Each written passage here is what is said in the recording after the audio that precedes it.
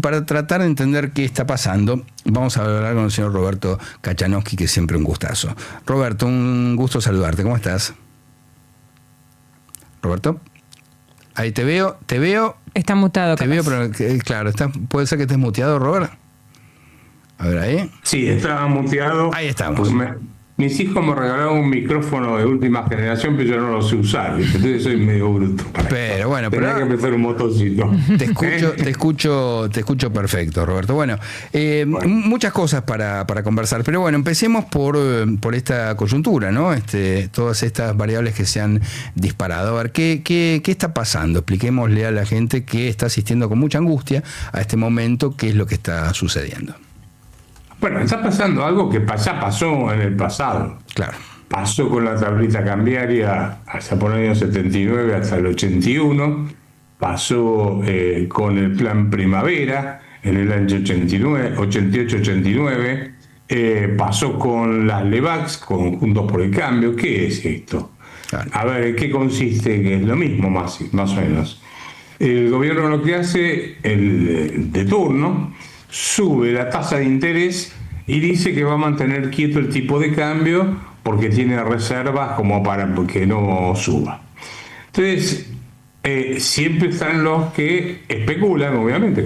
En el mercado financiero tenés de todo menos a las carmelitas descalzas, así que siempre va a estar el tipo que va a especular y decir, bueno, si el tipo de cambio se queda quieto, yo vendo mis dólares y con los pesos que me dan por los dólares me coloco a tasa de interés, y esa tasa de interés, como le va a ganar al dólar, me va a permitir hacer una utilidad en dólares muy grande. Por ejemplo, yo vendo los dólares y me paga una tasa de interés de, no sé, del 20% en un mes. Estoy diciendo una exageración, ¿no? Pero para ejemplificar. Entonces, o del 7%, del 10%. Entonces, ¿qué pasa? Cuando en algún momento ese inversor que está anotando cuánto ganas, eso se llama devengar utilidades, voy anotando cuánto voy ganando, en algún momento, por la causa menos pensada, en el momento menos sospechado, decido dar vuelta a la posición. Y digo, no, ya retiro la plata del bono que compré o del depósito a plazo fijo que compré, que me pagaba el 10%, y me voy y compro de vuelta los dólares. ¿Y por cuánto compro? ¿Por 1.000.000 que había vendido antes? No, compro por 1.000.000 más el 10% que me gané. O sea, salgo a comprar por 1.100.000. ¿Se entiende? Perfectamente. La presión sobre el mercado de cambios es mucho más grande que cuando la tendencia a la baja, que cuando entraban dólares. Obviamente gana el que primero sale. Claro. El último es la puerta 12, ¿no? Como las estafas piramidales, ni más ni menos. Es algo parecido, claro. Exactamente. Claro. Ahora, Roberto, vamos a la raíz. Ahora, ¿por qué está pasando esto? Exacto. Ahora. Bueno, yo te dije, salta en el momento menos pensado y por la causa menos sospechada. Claro. Yo creo que se juntaron elementos de carácter económico donde se sabía que en algún momento se iba a dar vuelta a la posición y se iba a realizar la ganancia, pero también tuviste hechos políticos, que fue un gobierno que no solo perdió varias votaciones en el Congreso y de vetos, sino que además en Santa Fe le fue mal. Si bien ganó la capital federal, tampoco fue que arrasó cuando lo mirás sobre el total de votos emitidos. Y finalmente el resultado de la provincia de Buenos Aires. Vos juntás todos estos elementos, los políticos y los económicos, y creo que te explican de alguna manera lo que está pasando, ¿no? Sí, bueno, yo creo que los hechos políticos, digamos, son bastante notorios. Ahora los vamos a examinar, pero me quiero detener en la cuestión económica, que a mí me desvela. Quiero saber cuál es el problema congénito, la patología que padece la Argentina, que hace años sucede una y otra vez cíclicamente lo mismo, ¿no? Nos quedamos sin dólares y no hay forma de continuar.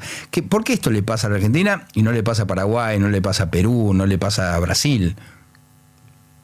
Digo, gobiernos de diferentes signos. A ver, más que yo diría que quedarnos sin dólares es que se producen estos estallidos cambiarios o cosas por el estilo, ¿no es cierto? Y yo creo que ahí ya voy a hacer un poco más de larga la explicación, no mucho, pero tranqui, sí. Es mi visión, ¿no? La Argentina se construyó con los inmigrantes que vinieron a la Argentina, que venían a trabajar, no venían a buscar una dádiva del Estado, un subsidio, lo que sea. Argentina fue un país pujante cuando se basó en la cultura del trabajo.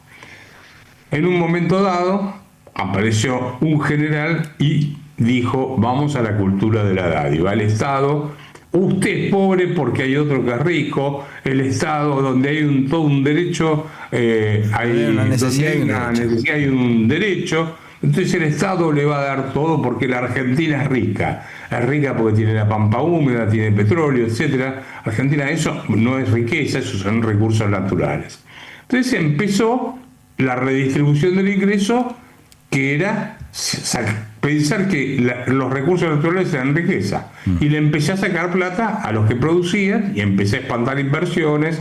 Por eso en la marchita dice combatiendo el capital. Total. Pasamos de la cultura del trabajo a la cultura de la dádiva. Esa cultura de la dádiva exigió más gasto público y entonces ahí nos fuimos a los endeudamientos, a la emisión monetaria, a ese tipo de cosas.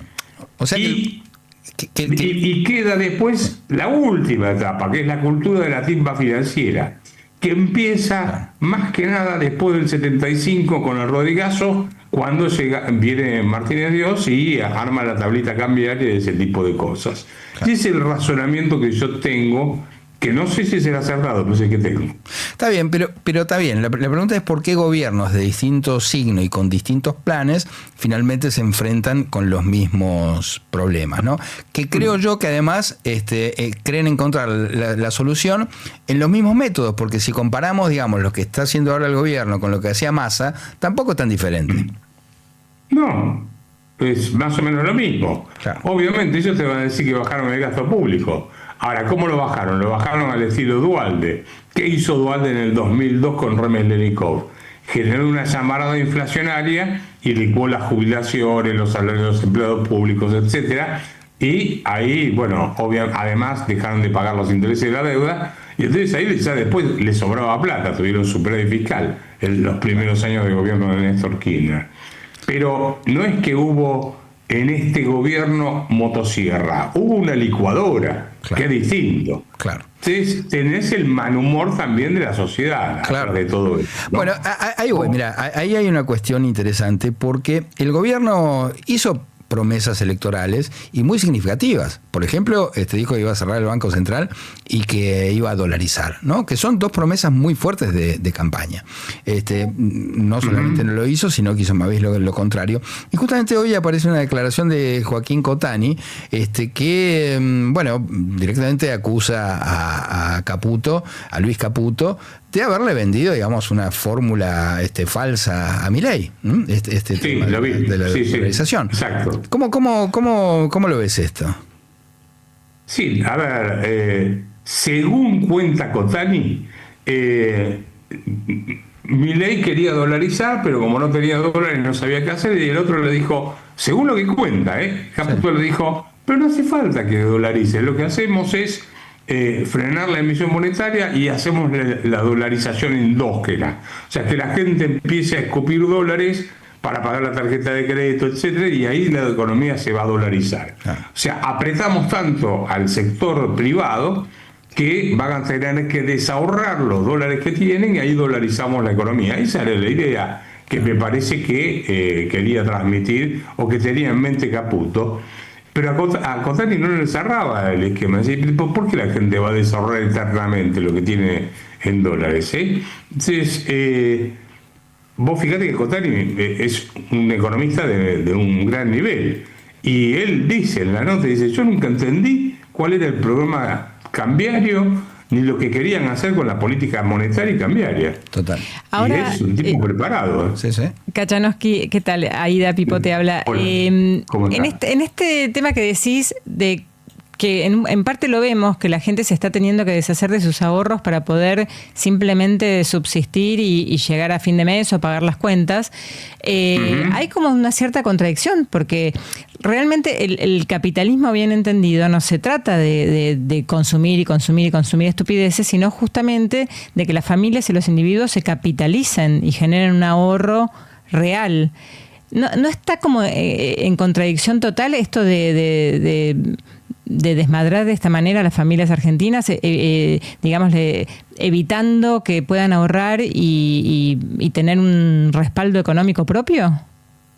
Muy buen punto. En realidad, el ahorro es lo que permite que haya crédito, y el crédito es lo que permite que la gente pueda acceder a un préstamo personal para cambiar el auto, una heladera, un viaje, lo que sea, ¿no? O que las empresas inviertan. Eso se llama, el ahorro no se imprime, se genera, que es el ingreso no consumido. Lo que me están diciendo, lo que ellos están proponiendo es, mira, vayamos en contra del proceso, en vez de acumular capital, o sea, que se forme un mercado de capitales para que haya ahorro y las empresas puedan acceder a esos créditos, a créditos baratos o a tasas pagables, vamos a ponerlo de esta forma, y puedan invertir y crear puestos de trabajo, y que la gente pueda digamos, tomar un crédito y comprarse una casa o lo que sea. No, hagamos la inversa, desahorremos. Claro. ¿Sí?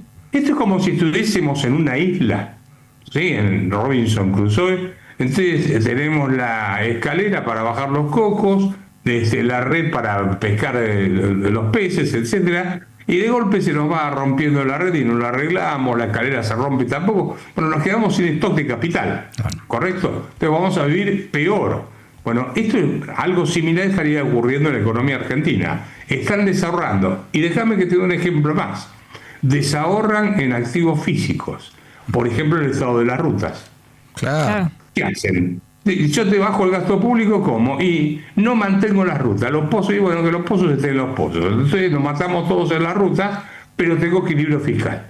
Claro, pero además tenés el individuo que se mata en la ruta y tenés la empresa que no invierte porque después no puede sacar los productos hasta el puerto porque las rutas no están en condiciones o porque no hay un tren o porque no hay, o sea, sin infraestructura, ¿cómo hacemos? Obvio. Otro día un ministro se enojó conmigo porque dice que quieren poner los camiones bitrenes. Los camiones bitrenes son un camión con 2 acoplados en vez de uno. Eso existe en Brasil, hasta hay tritrenes. Ahora, tienen autopistas en Brasil. Entonces a mí se me ocurrió decirle, mirá, antes de poner los bitrenes, hagan la ruta como Dios manda. Obvio. Porque si no, pasar en la ruta va a jugar. Ya hoy, cuando vas con 3 camiones adelante con acoplado y no te dejan margen para ir pasando, la gente se juega la vida, nos jugamos la vida en la ruta. Claro. ¿Ok? ¿Te imaginás si metés los bitrenes? No, o sea, que razonan muy raro. Olvídate. Bueno, y después, como decíamos al principio, está la cuestión política, ¿no? Nosotros señalamos desde el principio, desde que asumió este gobierno, que era muy rara esta fórmula de generar consensos mediante insultos, mediante estos actos de prepotencia. Y me parece que, de alguna manera, lo que estamos viendo hoy en el Congreso es gente que en algún momento ha sido ofendida, gente que en algún momento ha sido maltratada, más allá de la cuestión meramente política. Me parece que hay ahí una pata humana que el gobierno no termina de registrar. Por supuesto, con todo el peso real y simbólico que tienen las cuestiones de la discapacidad, las cuestiones de la salud pública y las cuestiones de la educación. Entonces, 2 cosas. Primero, ¿cómo considerás que debería procederse en relación a estas 3 patas que tienen que ver con el funcionamiento del Estado, que son los sectores más desprotegidos, que son los discapacitados, los jubilados también, y la cuestión de la salud pública y la educación? Bueno, a ver, la primera sería, digo que por los discapacitados. Sí, exacto. Porque ahí en el tema de discapacidad hay que tener mucho cuidado porque hay distintos tipos de discapacidad. Vos podés tener una ayuda del Estado para una familia que tiene un hijo con Asperger, por ejemplo, ¿sí?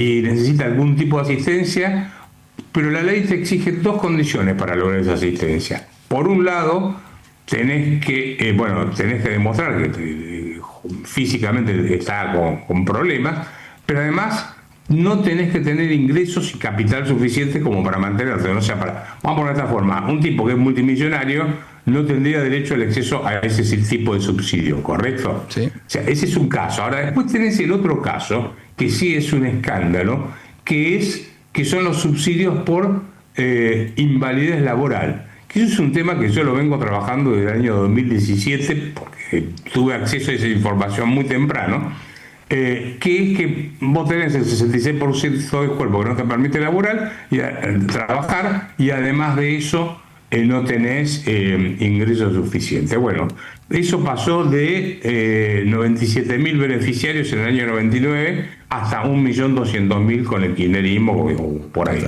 sí. Entonces, eso fue un escándalo de corrupción fenomenal. Sí, sí.